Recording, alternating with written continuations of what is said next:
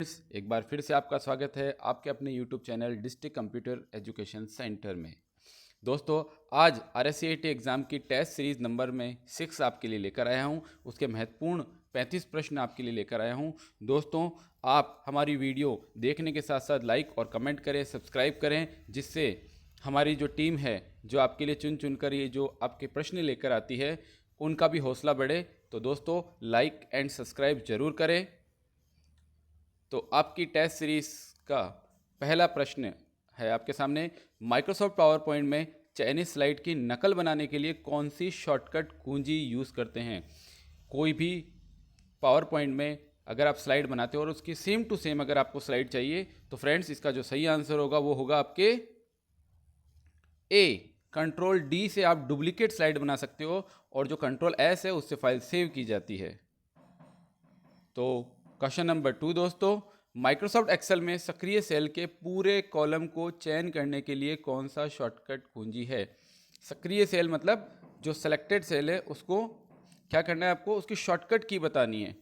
तो वो क्या होगी फ्रेंड्स, बता सकते हैं? इसकी होगी आपके control plus space bar. Space bar आप जानते हैं जो कीबोर्ड की जो सबसे बड़ी की होती है लंबी वाली, उसको स्पेस बार कहते हैं। उसको कंट्रोल के साथ दबाएंगे तो आपके क्या होगा, एक्सेल का जो सेल होगा वो सेलेक्ट हो जाएगा। Question number 3 friends, Microsoft Excel में सेव एज संवाद बॉक्स खोलने की शॉर्टकट की क्या है? कुल मिला के आपसे पूछा जा रहा है सेव एज की शॉर्टकट की क्या होती है। तो फ्रेंड्स बताइए इसका सही आंसर क्या होगा सेव एज? इसका आंसर होगा सी, कंट्रोल शिफ्ट प्लस एस। ये सेव एज की शॉर्टकट की। Question number 4 friends, Microsoft word 2010 के दस्तावेज का बाय डिफ़ॉल्ट एक्सटेंशन क्या होता है? तो फ्रेंड्स आपके जो माइक्रोसॉफ्ट वर्ड की फाइल जो सेव होती है उसका एक्सटेंशन होता है आपके .docx। आपसे अगर पूछा जाए कि माइक्रोसॉफ्ट वर्ड 2003 का एक्सटेंशन क्या होगा, तो उसका होता है .doc। बाकी जितने भी वर्ड के वेरिएंट है, मतलब कि 7, 10 ये जितने भी हैं उन सबका .docx होता है। बस आप इतना ध्यान रखिए 2003 है उसका doc होगा, बाकी सबका docx होगा। Question number 5 friends, question number 5 है आपका, एक्सेल में दो डेटाबेस के बीच संबंध दिखाने के लिए कौन सा चार्ट कारगर है? दो डेटाबेस होते हैं, उनको संवाद दिखाना है यानी संबंध दिखाना है दोनों के बीच में, तो आप कौन सा चार्ट यूज़ कर सकते हैं बताइए फ्रेंड्स? बहुत इजी है, इसके लिए होगा B, bar chart. Bar chart का काम होता है दो डेटा के बीच में संबंध बताता है ये कि कौन सा लेवल अप है कौन सा डाउन है, और दोनों के बारे में बताना हो तो संबंध दिखाने के लिए ये क्या किया जाता है, बी ऑप्शन होगा बार चार्ट।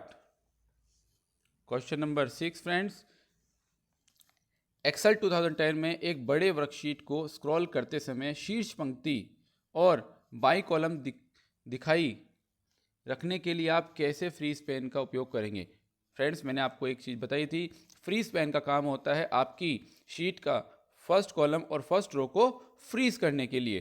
तो फ्रेंड्स आपसे पूछा जा रहा है कि इसका ऑप्शन क्या होगा? तो इसका जो सही ऑप्शन होगा फ्रेंड्स वो होगा आपके ए। व्यू टैब में जाके फ्रीज पेन पर क्लिक करें, जिससे आपकी वो फर्स्ट कॉलम या फर्स्ट रो जो भी आप फ्रीज करना चाहते हैं वो फ्रीज हो जाएगी। नेक्स्ट क्वेश्चन फ्रेंड्स आपका क्वेश्चन नंबर 7, पावर पॉइंट 2010 में आपको अपना प्रेजेंटेशन ऑनलाइन सार्वजनिक करने और दूसरों के साथ एक लिंक साझा करने की अनुमति देने वाली कौन सी सुविधा है? पावर पॉइंट 2010 में आप अपना प्रेजेंटेशन ऑनलाइन सार्वजनिक करने और दूसरों के साथ लिंक साझा करने के लिए कौन सा ऑप्शन चूज करेंगे फ्रेंड्स? तो इसका जो सही आंसर होगा 7 का वो होगा बी, ब्रॉडकास्ट स्लाइड शो। इसके थ्रू आप अपना लिंक शेयर कर सकते हैं।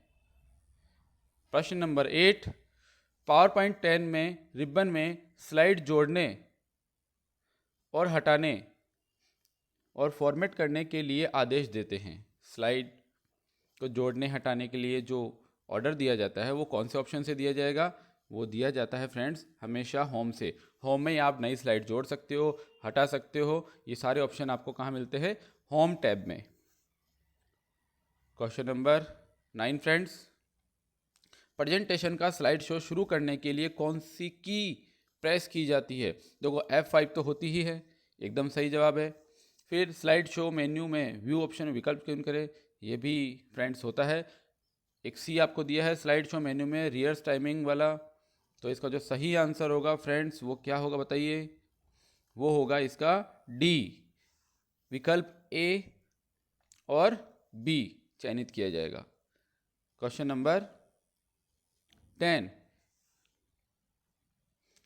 एक सर्च इंजन द्वारा सूचनाओं को खोजने के लिए किसका उपयोग किया जाता है? एक सर्च इंजन जब आप यूज़ करते हैं तो सूचनाओं को वो जो इकट्ठा करता है आपके लिए, तो किन किन चीज़ों को यूज़ करता है? इसका जो सही आंसर होगा फ्रेंड्स वैसे तो होगा आपका इसका ये डी, ये सभी, क्योंकि वेब स्क्रॉलिंग भी होती है, इंडेंसिंग भी होती है, सर्चिंग भी होती है, ठीक है। और इसका जो आंसर होगा वो होगा ये सभी, all of this.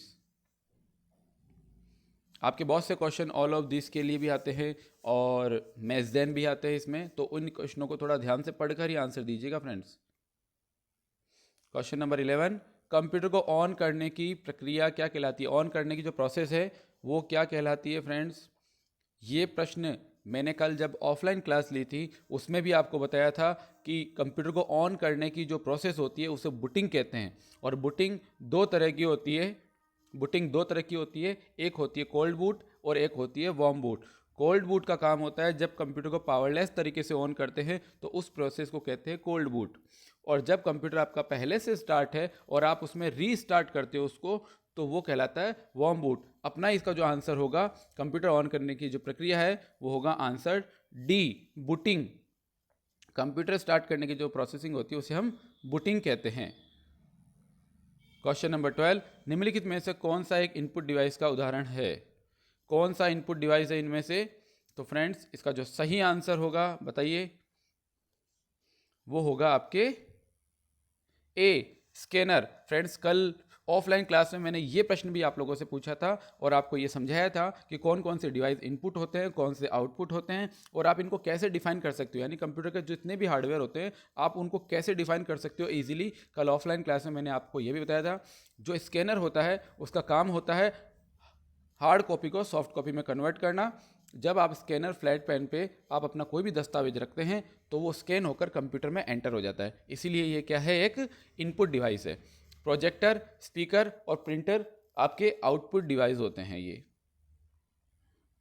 Question number 13, OTP का उपयोग सुरक्षित ऑनलाइन लेन देन के लिए अतिरिक्त सुरक्षा सुविधाओं में से एक के रूप में लिया जाता है। तो ये पूछ रहा है आपसे, तो ओटीपी की फुल फॉर्म क्या होती है फ्रेंड्स? तो ओटीपी की जो फुल फॉर्म होती है सभी लोग जानते हैं, वन टाइम पासवर्ड। इसका आंसर हो जाएगा सी, ओटीपी की फुल फॉर्म होती है one time password. Question number 14, MS word 2010 में कंट्रोल एक्स और कंट्रोल सी बटन दबाने में क्या अंतर है? एक्स और सी में डिफरेंस क्या है? तो बताइए फ्रेंड्स, एक्स, सी और वी में क्या डिफरेंस है? कट, कॉपी में क्या डिफरेंस है? तो अपन पढ़ते हैं। देखो इसका जो सही आंसर है वैसे आपके है क्या है? इसका जो सही आंसर है वो आपके है बी, बी। टेक्स्ट को कट करने के लिए कंट्रोल एक्स का उपयोग किया जाता है और टेक्स्ट को कॉपी करने के लिए कंट्रोल सी का उपयोग किया जाता है। कंट्रोल एक्स से कट होता है, कंट्रोल सी से कॉपी होता है और कंट्रोल वी से पेस्ट होता है फ्रेंड्स। ये जरूर ध्यान रखिएगा, कीबोर्ड में ये कीज दोनों तीनों की तीनों लगातार आती है, साथ में आती है, एक्स, सी और V. Question number 15 friends, question number 15 के अंदर आपको इसमें डिफरेंस बताना है फ्रेंड्स कि इनके बीच में डिफरेंस क्या होगा। पहला है आपके कथन, शिफ्ट डिलीट की कीबोर्ड कुंजियों का उपयोग करके आप फाइल फोल्डर स्थायी रूप से हटा सकते हैं। मतलब शिफ्ट के साथ में डिलीट करके आप क्या कर सकते हैं? परमानेंट डिलीट कर सकते हैं, जो रिसाइकिल में भी नहीं जाती है। ओके, एकदम सही है। यूजिंग शिफ्ट डिलीट की कीबोर्ड से अगर आप करते हैं तो आप परमानेंट डिलीट करते हैं, एकदम सही है। अब आपका स्टेटमेंट जो 2 है वो है विंडो 10 में प्रत्येक उपयोगकर्ताओं के लिए अलग अलग उपयोगकर्ता खाते द्वितीय सेटिंग वरीयता अनुमति देता है। फ्रेंड्स ये भी होता है। इसका जो सही आंसर होगा वो आपके होगा फ्रेंड्स डी, कथन 1 और कथन 2 दोनों ही सही है। अगर मैं आपको थोड़ा एक्सप्लेन करूं तो फ्रेंड्स पहला जो स्टेटमेंट है उसमें यह बताया जा रहा है कि अगर आप शिफ्ट के साथ में कोई डिलीट करते हैं किसी फाइल को तो क्या वो परमानेंट डिलीट होती है, रिसाइकिल में नहीं जाती है। तो ये स्टेटमेंट एकदम सही है। सेकंड स्टेटमेंट में आपको ये बताया जा रहा है कि आप अपने कंप्यूटर में क्या अलग अलग यूज़र बनाकर सेपरेटली काम कर सकते हैं। तो यस, आप अपने कंप्यूटर में डेस्कटॉप में अलग अलग यूज़र बनाकर आप सेपरेटली भी काम कर सकते हैं। तो इसका जो सही आंसर होगा फ्रेंड्स वो आपके हुआ है डी। क्वेश्चन नंबर 16, राजस्थान सरकार द्वारा दी जाने वाली एक शिकायत निवारण सेवा है। शिकायत निवारण सेवा कौन सी है? राजस्थान सरकार द्वारा दी जाने वाली एक शिकायत निवारण सेवा है, बताइए फ्रेंड्स। इसका क्या आंसर होगा? इसका आंसर होगा राज संपर्क कहते हैं इसको राजस्थान संपर्क और शॉर्ट में राज संपर्क कहा जाता है। आप एसएसओ आईडी जब बनाते हैं उसमें राज संपर्क भी आता है, राज ई वॉलेट भी आता है और ई मार्केट भी आता है, राजस्थान मार्केट जिसको बोल सकते हो आप, ये सभी उसमें आपको मिलेंगे। तो ये राज संपर्क है इसका सही आंसर। क्वेश्चन नंबर 17, इनमें से कौन सा एसएसओ का वेद उद्देश्य नहीं है? अभी जस्ट अपन ने एसएसओ के बारे में बात करी है, तो एसएसओ आईडी का वेद उद्देश्य नहीं है, मतलब कि वो उद्देश्य नहीं है उसका। इसका जो सही आंसर होगा फ्रेंड्स, वेद उद्देश्य का जो सही आंसर होगा वो होगा इसका आपके डी, विभिन्न कंप्यूटर सिस्टम में मेलवेयर फैलाने के लिए। तो इसके जो सही है आंसर वो अपन देखते हैं। एक व्यक्ति एक पहचान के तहत प्रत्येक निवासी के लिए सभी मैप के लिए किए गए डेटा सेट दस्तावेज के साथ, ओके एकदम सही है। दूसरा है आपके सेवा वितरण के लिए दस्तावेजों और शपथ पत्र की आवश्यकता नहीं होती है, एकदम करेक्ट। राजस्थान सरकार के विभिन्न विभागों की डिजिटल सेवाओं तक पहुंचने के लिए सिंगल विंडो है, एकदम करेक्ट है फ्रेंड्स। तो ये तीनों ही ऑप्शन एकदम सही है। इसलिए इसका जो आंसर होगा, जो गलत आंसर है, मतलब इसमें पूछा गया आपका वेद उद्देश्य नहीं है, तो कंप्यूटर सिस्टम में मेलवेयर फैलाना, मेलवेयर एक वायरस है उसको फैलाना इसका उद्देश्य है, तो ऐसा कदापि नहीं है। तो एसएसओ आईडी आपकी सुविधा के लिए है, राजस्थान गवर्नमेंट की सभी सेवाओं से जुड़ने के लिए आप एसएसओ आईडी का यूज़ किया करें फ्रेंड्स। क्वेश्चन नंबर 17, यूट्यूब क्या है? यूट्यूब क्या है ये तो आप सभी वैसे जानते हैं, तो मैं इसका आंसर डायरेक्ट देता हूं आपको।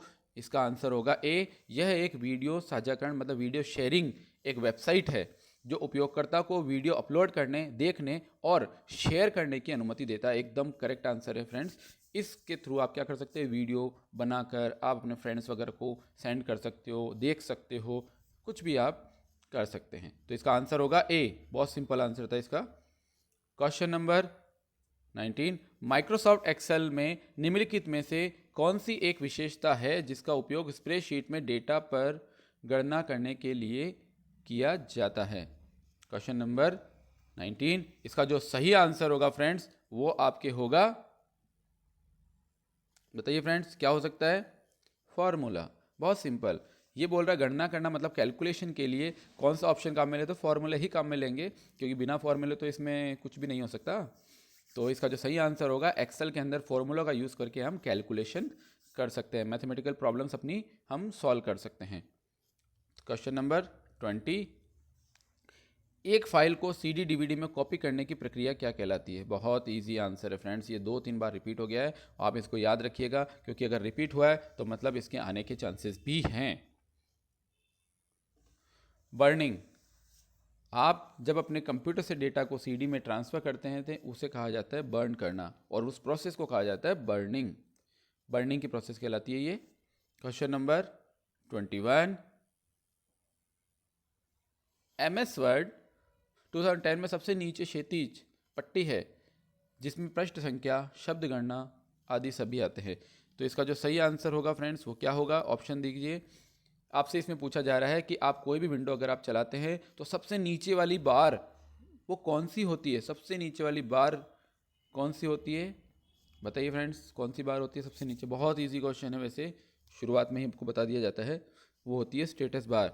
आपकी फाइल का स्टेटस बताने के लिए स्टेटस बार का आप यूज़ करते हैं, जिसमें आपको कितने पेज हैं आपके डॉक्यूमेंट में, कितने वर्ड्स टाइप कर लिए, इंग्लिश हिंदी सब कुछ आपको इन्फॉर्मेशन देती है आपके डॉक्यूमेंट के बारे में, वो स्टेटस बार होती है। जो टाइटल बार होती है फ्रेंड्स, वो टाइटल बार तो क्या होती है, आपकी विंडो की सबसे ऊपर वाली बार टाइटल बार होती है, जिसमें आपके फाइल का नेम होता है और मिनिमाइज मैक्सिमाइज क्लोज बटन होते हैं। तो फ्रेंड्स, जो इसका जो सही आंसर है वो आपके होगा बी, स्टेटस बार, फाइल का स्टेटस बताने के लिए। क्वेश्चन नंबर 22, MS एक्सेल 2010 में एक चार्ट के प्लॉट एरिया में प्रदर्शित क्षैतिज रेखाओं को क्या कहते हैं? बताइए 22 का आंसर क्या होगा? इसका जो सही आंसर होगा वो डी होगा, ग्रिड लाइंस। फ्रेंड्स, आपने एक ग्राफ तो देखा ही होगा, आपने स्कूल टाइम में अपने ग्राफ पेपर देखा होगा, जो उसमें जो लाइंस होती है छोटी छोटी, उन्हें ग्रिड लाइंस कहते हैं। तो वैसा ही इसी में पूछा गया है कि एक्सेल के जो आप चार्ट बनाते हैं, जो प्लॉट एरिया होता है, बैकग्राउंड उसका, उसमें जो लाइंस होती है उन्हें कहते क्या हैं? उन्हें ग्रिड लाइंस कहा जाता है।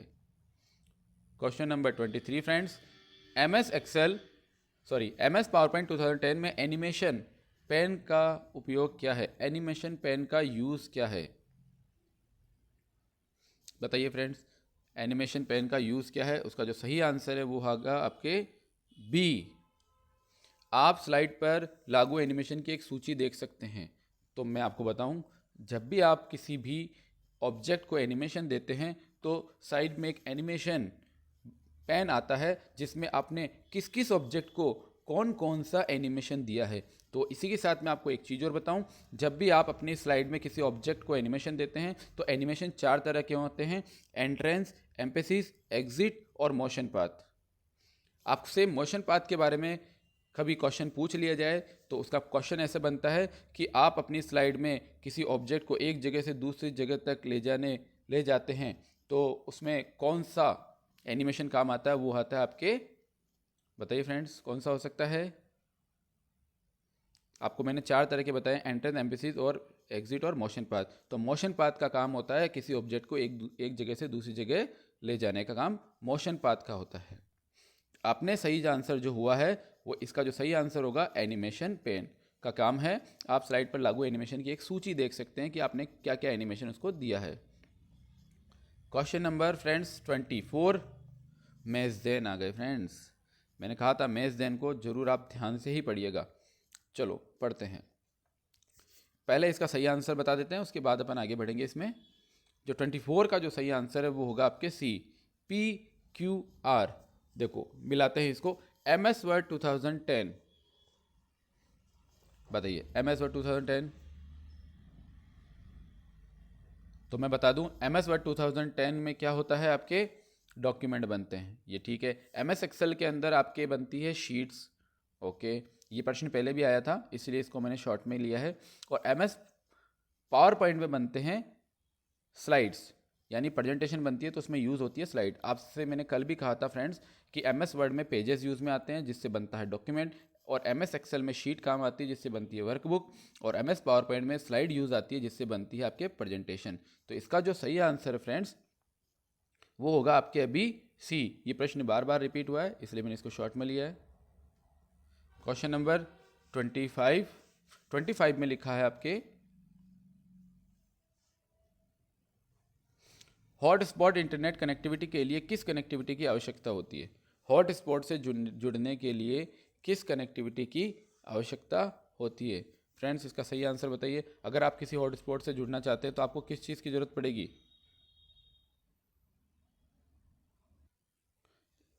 इसका जो सही आंसर होगा फ्रेंड्स वो होगा वाईफाई।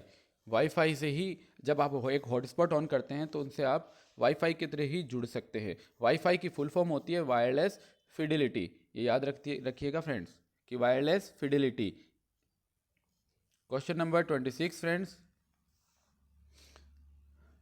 26 में आपको दिया गया है, नीचे दी गई तालिका से सही मिलान विकल्प का चयन करें।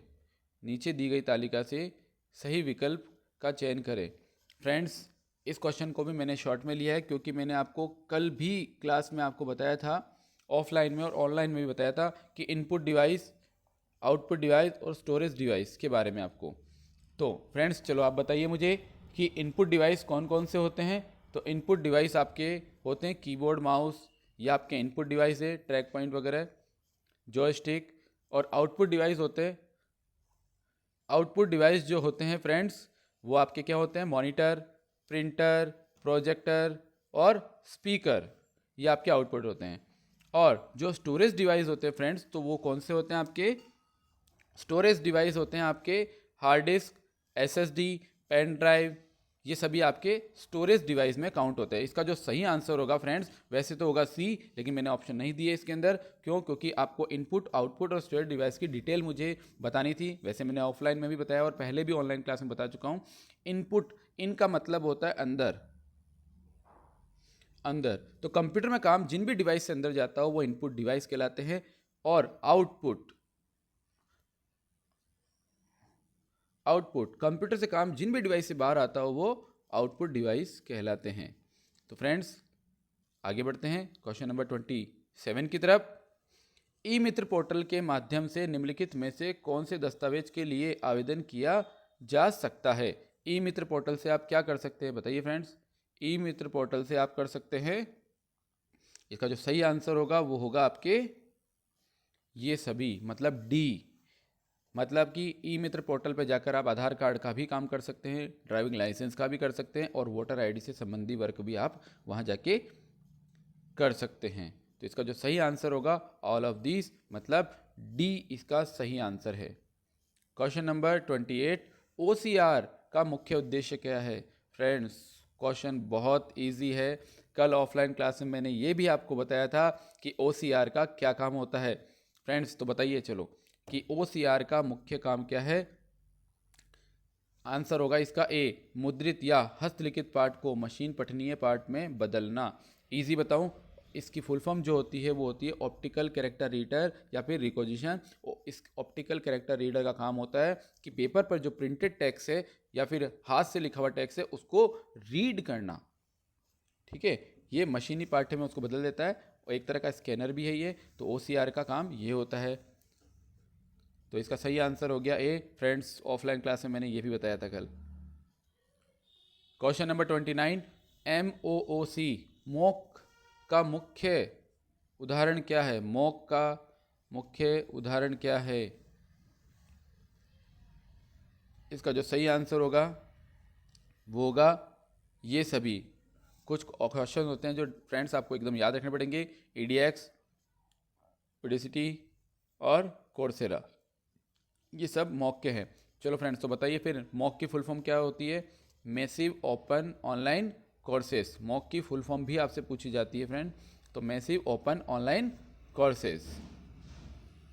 क्वेश्चन नंबर 30, निम्नलिखित में से कौन सी एक सामान्य फिशिंग तकनीक है जिसका उपयोग विश्वसनीय एंटिटी को अनुकरण करने के लिए किया जाता है। तो बताइए इसका जो सही आंसर होगा वो होगा स्पूफिंग। इसका सही आंसर होगा स्पूफिंग। एक सामान्य फिशिंग तकनीक है जिसने एंटिटी का अनुकरण करने के लिए किया जाता है। जो इसका सही आंसर है वो आपके A, spoofing. Question number 31, MS Excel 2010 में शिफ्ट प्लस F3 का उपयोग क्या होता है। शिफ्ट प्लस F3 का यूज़ होता है फ्रेंड्स, वो बताना है आपको। क्वेश्चन नंबर 31 है आपका ये। इसका जो सही आंसर होगा वो होगा आपके डी, फंक्शन को इंसर्ट करने के लिए शिफ्ट के साथ में F3 प्रेस की जाती है। अगर आपको शिफ्ट के साथ में F3 प्रेस करते हैं तो फंक्शन इंसर्ट होता है। क्वेश्चन नंबर 32 फ्रेंड्स, क्या माइक्रोसॉफ्ट एक्सेल में खोज और बदलने संवाद बॉक्स खोलने की शॉर्टकट कुंजी क्या होती है। तो शॉर्टकट कुंजी इसकी होती है फ्रेंड्स, वो होती है Ctrl+H। Ctrl+H से आप find and replace option open कर सकते हैं। Find and replace dialog box open करने की शॉर्टकट की Ctrl+H होती है। अगर आपसे नॉर्मल इतना पूछे कि फाइंड की शॉर्टकट की क्या है तब आप Ctrl+F कर सकते हैं। लेकिन आपसे अगर पूछा जाए कि फाइंड और रिप्लेस की शॉर्टकट की क्या है तब आपको Ctrl+H ही आंसर देना है friends. Question number 33, Microsoft outlook में नया कैलेंडर अपॉइंटमेंट बनाने के लिए कौन सी शॉर्टकट कुंजी उपयोग की जाती है। माइक्रोसॉफ्ट आउटलुक में एक नए कैलेंडर अपॉइंटमेंट बनाने के लिए, कैलेंडर में अपॉइंटमेंट बनाने के लिए किसका यूज़ करते हैं फ्रेंड्स? तो इसका जो सही आंसर होगा ऑप्शन में देखते हैं हम। इसका जो सही आंसर है वो ए, Ctrl+Shift+A। इससे माइक्रोसॉफ्ट आउटलुक एक सॉफ्टवेयर है जिसके अंदर आप क्या कर सकते हैं, नई कुंजी इंसर्ट कर सकते हैं। Question number 34, Microsoft power point में आखिरी क्रिया को पुनः करने के लिए कौन सी शॉर्टकट की है? माइक्रोसॉफ्ट पावर पॉइंट में लास्ट जो एक्शन आपने लिया था उसको पुनः करने की शॉर्टकट की क्या होगी? बताइए फ्रेंड्स। क्वेश्चन नंबर 34 आपका, इसका जो सही आंसर होगा वो होगा बी, Ctrl+Z। Ctrl+Z से आप क्या कर सकते हो, उसको पुनः जैसा था वैसा करने के लिए, या फिर इसको आप क्या बोलते हैं, अंडू, और Ctrl+Y होता है आपके रीडू। क्वेश्चन नंबर 35 फ्रेंड्स, आज का अपना लास्ट प्रश्न। क्वेश्चन नंबर 35 है, माइक्रोसॉफ्ट एक्सेल में नई वर्कशीट डालने के लिए कौन सी कुंजी है? माइक्रोसॉफ्ट एक्सेल में नई कुंजी डालने की कौन सी शॉर्टकट कुंजी है? तो उसका जो सही आंसर है वो है Ctrl+N। नई वर्कशीट डालने की कुंजी Ctrl+N होती है। तो फ्रेंड्स, हमारे आज के भी 35 क्वेश्चन कंप्लीट हुए। तो मैं आशा करता हूं कि आपकी RSCET एग्ज़ाम की तैयारी जोरों शोरों से चल रही होगी। फ्रेंड्स, आप हमारी सभी वीडियोस अच्छे से देखें, समझें और अपनी RSCET की तैयारी अच्छे से अच्छे करें। सभी वीडियोस को फ्रेंड्स लाइक करें, कमेंट करें और सब्सक्राइब करें।